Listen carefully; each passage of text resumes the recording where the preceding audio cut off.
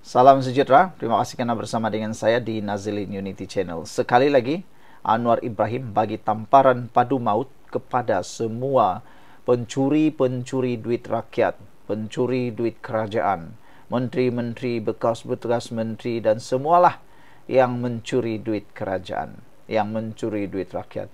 Aku gembiralah apabila Anwar Ibrahim mengatakan perkara ini. Secara pribadilah kan, kita sepatutnya menyokong apa yang dinyatakan oleh Anwar Ibrahim. Kita bukan taksub dengan Anwar Ibrahim. Jauh sekali jadi walanon. Taklah. Tapi kebanyakan kali Anwar Ibrahim memberikan kata-kata yang benar dan perlu kita sokong.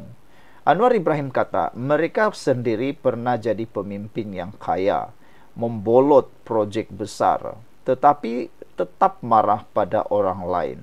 Saudara, siapa yang dapat menafikan sejak Anwar Ibrahim jadi Perdana Menteri, siapa yang berani menafikan bahwa SPRM makin hebat? Bukan karena arahan Anwar, tapi karena SPRM sudah bergerak bebas. Tiada lagi yang menggari SPRM, tiada lagi yang mengikat SPRM. Apabila SPRM sudah bertindak bebas, tidak lagi digari atau terpaksa ikut arahan orang, akhirnya SPRM bertindak bebas, dia pun tangkap, serbu, bongkar siapa saja yang ada laporan. Lihat sajalah sekarang, kalau dulu kita nampak hanya bilis-bilis kecil yang ditangkap, disiasat. Kes-kes proyek kecil 1.000, 2.000, 10.000, 100.000. Tapi sekarang jangankan proyek 100.000, berpuluh dan beratus bilion pun dibuka oleh SPRM. Bahkan baru sekarang ketika Anwar Ibrahim jadi Perdana Menteri, orang-orang kaya, tokoh maha besar kaya di Malaysia, Allahyarham Tun Daim Zainuddin, Tun Mahathir Mohamad, seorang lagi sekarang sedang dalam dakwaan. Ramailah orang-orang kaya sekarang yang sudah mula ketakutan, tak boleh lagi hidup senang kerana dibongkar kekayaan tersembunyi mereka. Benarkah Mahathir punya kekayaan luar biasa? Entahlah. Kita tunggu siasatan SPRM. Sebelum kita teruskan ulasan ini, jangan lupa tinggalkan komen Anda dengan tanda pagar kami sayang Malaysia. Tapi sebelum itu, izinkan dulu saya berkongsi kepada Anda semua. Ini adalah terapi imun Transfer Factor for Life. Terapi imun yang meningkatkan daya imun badan kita sehingga 400%. Secara umum dan ringkasnya, apabila imun badan kita lemah, apabila imun badan kita bodoh, apabila imun badan kita tidak bertindak lagi kuat dan seimbang, kita kena penyakit dan tidak sembuh daripada penyakit. Apabila itu berlaku, penyakit berakar di dalam tubuh badan kita, berkembang di dalam tubuh badan kita dan bersarang di dalam tubuh badan kita karena imun badan kita tidak lagi bertindak kuat, seimbang dan bijaksana. Tetapi apabila imun badan kita sudah jadi kuat, bijaksana, diajar oleh terapi imun Transfer Factor for Life ini, dididik oleh Transfer Factor ini dan diseimbangkan oleh Transfer Factor ini, imun badan kita jadi kuat, bijaksana dan seimbang. Apabila itu berlaku, imun badan itulah yang akan bertindak menghapuskan dan membersihkan semua akar penyakit yang ada dalam tubuh badan kita. Cepat dapatkan produk yang hebat ini melalui nombor telepon saya yang tertera. Produk ini lulus KKM, halal, diperakui oleh dokter-dokter di seluruh dunia, dan juga ini adalah penemuan paling bersejarah dalam dunia kedokteran abad ini. Kalau kau sudah berdoa bertahun-tahun untuk masalah kesehatan Anda, ini mungkin jawaban yang Tuhan hantar untuk Anda semua. Saudara, Perdana Menteri Datuk Seri Anwar Ibrahim mengingatkan rakyat agar tidak memilih pemimpin yang merosakkan negara dan menanam bibit kebencian sesama rakyat. Sebaliknya, memastikan kepimpinan negara diurus dengan amanah dan tata kelola baik. Beliau berkata, rakyat perlu memilih pemimpin yang sentiasa menjaga kepentingan rakyat dan tidak mengamalkan sikap mengaut keuntungan apabila mempunyai kuasa. Kita banyak mendengar tentang pemimpin yang mencuri sana-sini, mencuri sini, mencuri sana. Budaya sebegitu mesti dihentikan. Kita perlu tindakan yang tegas, kata Anwar. Kadang-kadang mereka sendiri pernah jadi pemimpin yang kaya, membolot proyek besar tetapi tetap marah pada orang lain. Tidak boleh begitu. Mesti ada kesungguhan untuk membetulkan keadaan, kata Anwar lagi. Hadir Anwar juga berkata dalam soal pertahanan dan keselamatan, kerajaan tidak boleh berkompromi dengan ketirisan, keborosan serta rasuah, karena ia akan melemahkan negara walaupun perbelanjaan pertahanan mencecah berbilion ringgit. Sekian dulu untuk kali ini. Jangan lupa tinggalkan komen Anda. Kita jumpa lagi. Bye-bye. Salam sejahtera. Terima kasih karena bersama dengan saya di Nazilin Unity Channel. Saya mulakan dengan satu pepatah politik Malaysia. Kabar angin di Malaysia, terutama berkait politik, selalunya jadi kabar yang benar. Kabar benar yang selalu dinyatakan selalunya jadi kabar yang tak benar. Betul, sudah banyak kali berita palsu, berita tak benar, berita kabar angin, betul-betul jadi kebenaran. Lihat sajalah dulu, ketika Azmin Ali dikatakan akan meninggalkan PKR, saya sendiri pun tak percaya, ramai orang tak percaya, bahkan ada penafian dibuat, bahkan itu dikata konon hanya kabar angin. Langkah Sheraton kononnya macam-macam lah. Tapi akhirnya kabar angin jadi kabar yang benar-benar berlaku. Memang bikin sakit hati. Siapa yang tak sakit hati dengan perbuatan durjana ahli-ahli politik yang jahat, khianat. Dulu dia buat begini, dia kata tidak, tapi akhirnya betul-betul lah dia buat pula. Itulah kabar angin di Malaysia, terutama politik, betul-betul jadi. Tapi kali ini bukan tentang itu. Kali ini satu kabar angin menyatakan bahwa Ketua Bersatu Pahang mahu sertai PAS. Apa sudah jadi dengan Parti Bersatu pimpinan Muhyiddin ini? Kalau benar ini berlaku, memang Bersatu sudah tidak punya harapan lagi lah. Sudahlah, sudah dimalukan oleh PAS. Sudahlah diperketak-ketikkan oleh PAS. Sudahlah Muhyiddin pun tidak lagi diterima sebagai Perdana Menteri. Calon Perdana Menteri. Ini pula ada berita lagi yang tak elok. Berita itu menyiarkan kononnya Ketua Bersatu Pahang akan menyertai PAS. Tapi malangnya Ketua Bersatu Pahang yaitu Abdul Khalib Abdullah telah pun menafikan kabar angin itu. Itu saya kata tadi. Di Malaysia ini kabar angin boleh jadi kabar benar.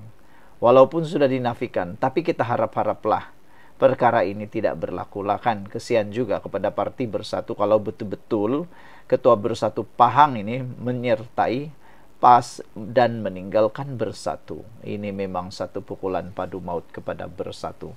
Dan ada orang kata mungkin inilah balasan kepada Parti Bersatu yang telah mengkhianati Pakatan Harapan.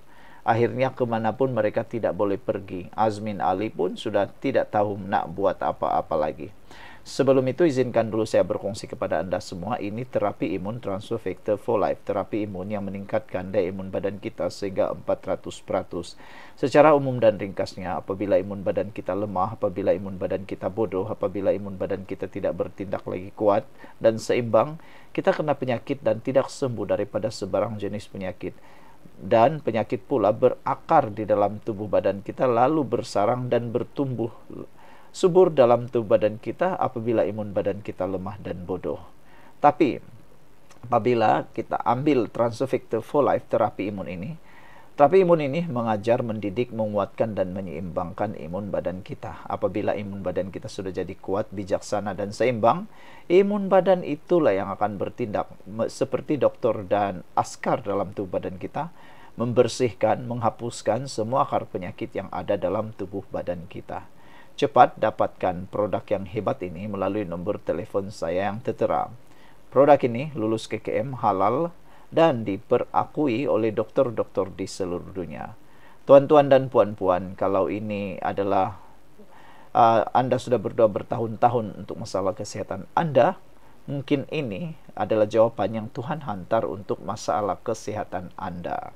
Saudara, Abdul Khalib yang juga ahli parlimen Rompin berkata dakwaan itu sengaja ditimbulkan untuk mencetuskan persepsi tidak baik dan mahu merosakkan hubungan rapat antara Bersatu dan PAS Pahang.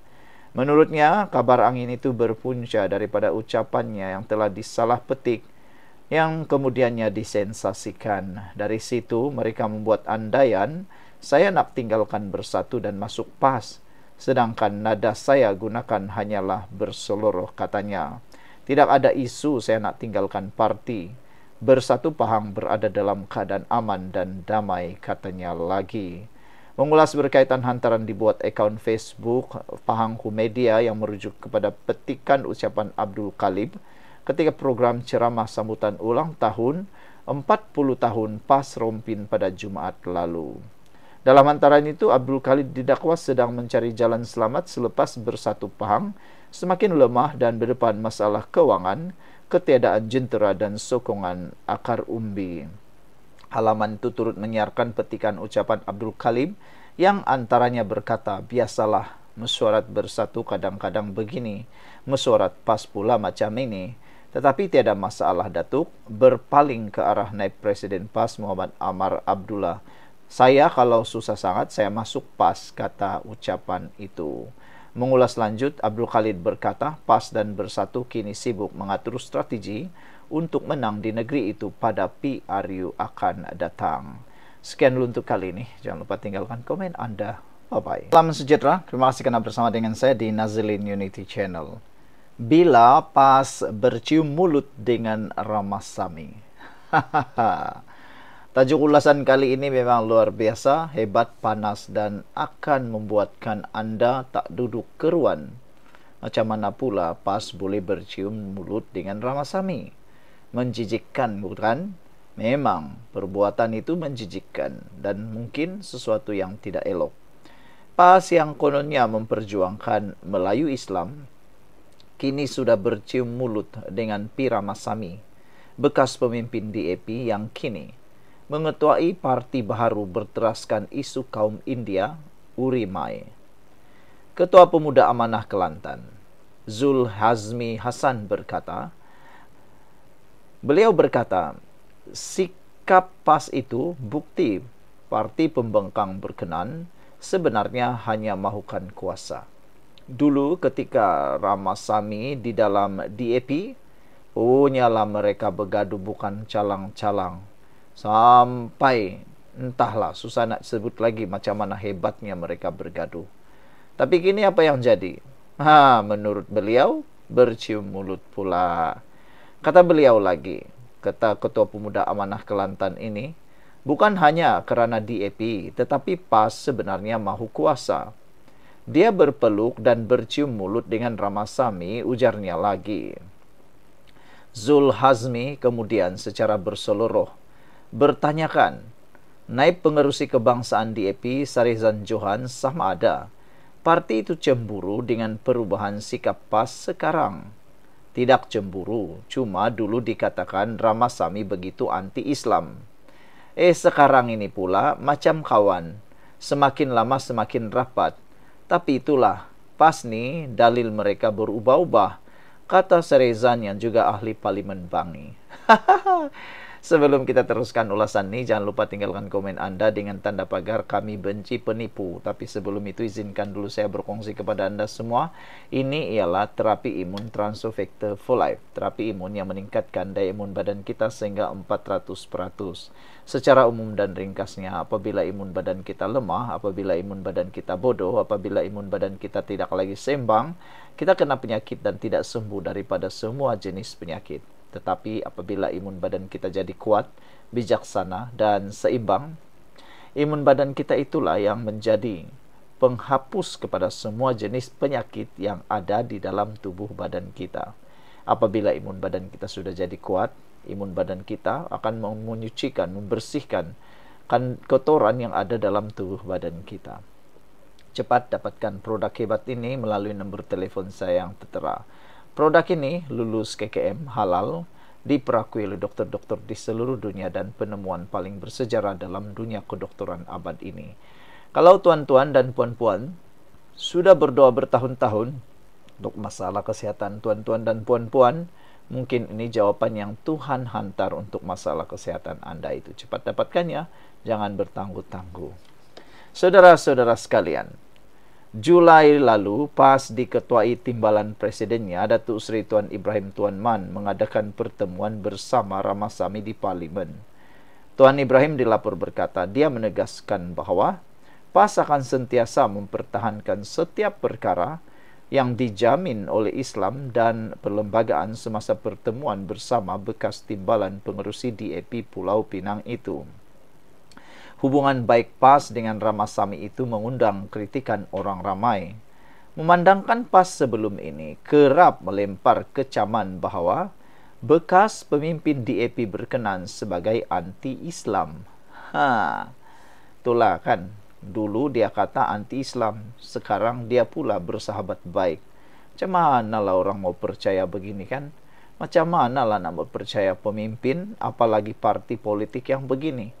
Lebih bagus lagi ikut percaya pada lalang. Kalau lalang ditiup angin, dia bengkok sebelah. Yang ini tak ditiup angin kah, dia tetap bengkok ikut suka hati dia. Itulah yang dikatakan oleh Sarezan Johan. Dia kata, PAS nih dalil mereka berubah-ubah. Sekarang ini macam kawan semakin rapatlah pula. Tidak cemburu, cuma dulu dikatakan Ramasamy begitu anti-Islam, kata beliau lagi. Sekian dulu untuk kali ini. Jangan lupa tinggalkan komen Anda. Bye-bye.